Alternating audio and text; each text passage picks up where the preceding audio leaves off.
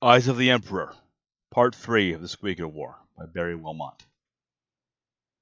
The Koteki Eland ship drifted ballistically in the shadow of the Sol System's seventh planet. A fairly standard ice giant with an odd axle tilt.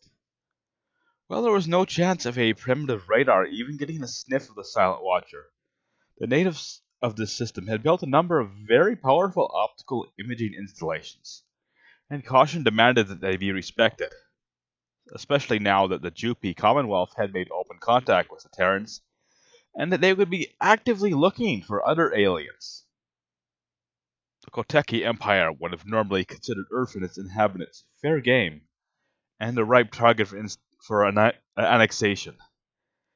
As a technologically stalled late fission age civilization, they were right in sort of a sweet spot, where they had advanced enough industries to be worth conquering, but little in the way of proper defenses. Frankly, it was a surprise to Captain Karadoff that somebody hadn't already added salt to an interstellar empire. For one thing, their petroleum processing industry was top-notch, and Earth produced a constant stream of highly entertaining historical war dramas. Rage of the Vikings in particular resonated with the Koteki Sol and was proving quite popular among the Watcher's crew.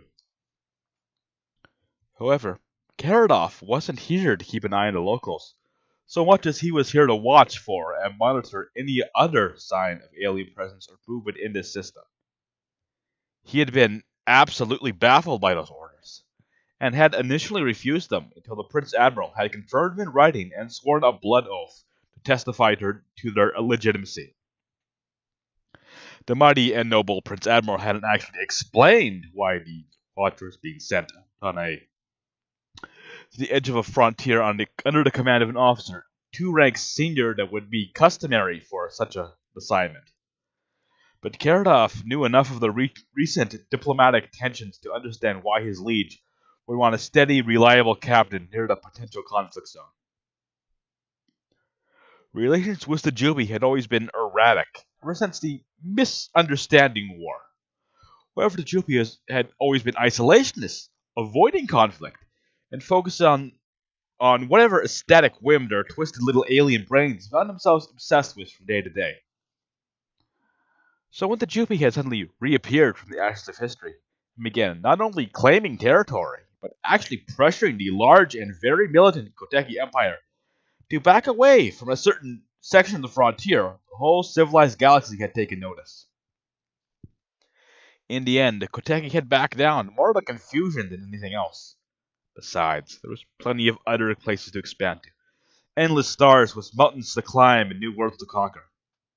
The Emperor, in his infinite wisdom and cunning, had accepted the loss of faith, and used the incident as leverage to normalize trade and diplomatic relations with their most alien of neighbors. Then came the secret treaty. In the blink of an eye, the Empire and the Commonwealth had gone from enemies plotting each other's ultimate destruction to full military allies. No one below flag officer rank or outside the imperial family knew the exact details or the ultimate purpose of that treaty. But Karadoff had been told in private that the alliance was very, very conditional on the Jupi keeping their word on some specific item. Which probably explained the Watcher's mission in the system. The Jupi were up to something, and no warrior scholar who had studied the Misunderstanding War could fail to be alarmed at that. Karadoff actually didn't need to know what information he was supposed to confirm or deny. He just needed to make sure his ship captured the raw data and survived long enough to deliver it. A quiet buzzer on the bridge shook Karadoff from his contemplations. "Ship contact, range 20 light seconds," Lieutenant Flerick, the ship's tactical officer, announced. "Contact is very faint, but it's definitely there. Destroyer size at most." Karadoff jumped from his command chair and moved to view the main tactical display. Rather bad habit, since his own displays would be carrying the exact same information. But instincts were instincts, and he'd always been a hands-on leader. "Can we tell anything at this range? That's a ship that should not be there." Non-standard engines and its active self-systems appear to be cutting in and out," Lieutenant reported. "Almost like there was a malfunction. Positive class identification. Shadowfish class. Special operations frigate." A Jupi ship. Well, that wasn't really a surprise. But even picking up an elusive prey like a shadowfish at such a long range was was noteworthy. They wanted us to see them. Jupi hid everything by instinct.